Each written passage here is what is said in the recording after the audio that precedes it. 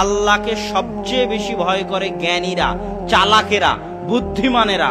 আর আল্লাহকে ভয় করে না গাধারা, আল্লাহকে ভয় করে না গর্ধবেরা, আল্লাহকে ভয় করে না বোকারা, আল্লাহকে ভয় করে না অচলেরা, আল্লাহকে ভয় করে না অর্থব্যরা, আল্লাহকে ভয় করে না মূর্খরা, আল্লাহকে ভয় করে না জাহেলেরা, আল্লাহকে ভয় করে না অজ্ঞরা। কথা বুঝতে পেরেছেন? আর আল্লাহকে ভয় করে জ্ঞানী, চালাক, বুদ্ধিমান, সে আল্লাহকে ভয় করে। 1 লক্ষ টাকার 50,000 টাকার ব্যাংকের চাকরি, কিন্তু সুদী ব্যাংকের চাকরি ছেড়ে দিয়েছে। তো মানুষ ওকে বলছে কত পাগল গো, 50,000 টাকার ব্যাংকের চাকরি ছেড়ে দিল। কিন্তু ও কিন্তু আসল বুদ্ধিমান, ও আসল চালাক। আল্লাহ বলছেন কোরআনে, এটা কখন ধরা পড়বে? মরার পরে। কখন?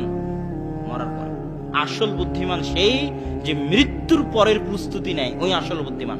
ও জানে যে দুনিয়া ক্ষণস্থায়ী, এই দুনিয়ার 10 দিনের 15 দিনের এই টাকা পয়সার কোনো মূল্য নাই, এটা সে জানে।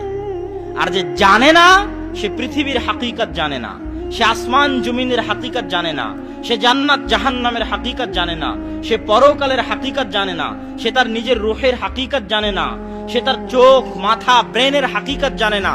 আল্লাহ সুবহানাহু ওয়া তাআলা তাকে যে ব্রেন দিয়েছেন, বিজ্ঞান বলছে, বর্তমান বিজ্ঞান, যে মানুষ যদি 800, 900, 1000 বছর বেঁচে থাকে, তো এই ব্রেন এত পাওয়ারফুল যে 1000 বছরের সব ঘটনা মনে রাখতে পারবে।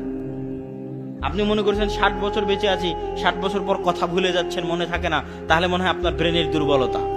আল্লাহ সুবহানাহু ওয়া তাআলা আপনাকে 1000 বছর হায়াত দিলে এই ব্রেন এত পাওয়ারফুল যে 1000 বছরের সব ঘটনা মনে রাখতে পারবে। সে তার এই ব্রেনের হাকিকত বুঝে না, তাহলে সে অজ্ঞ, মূর্খ।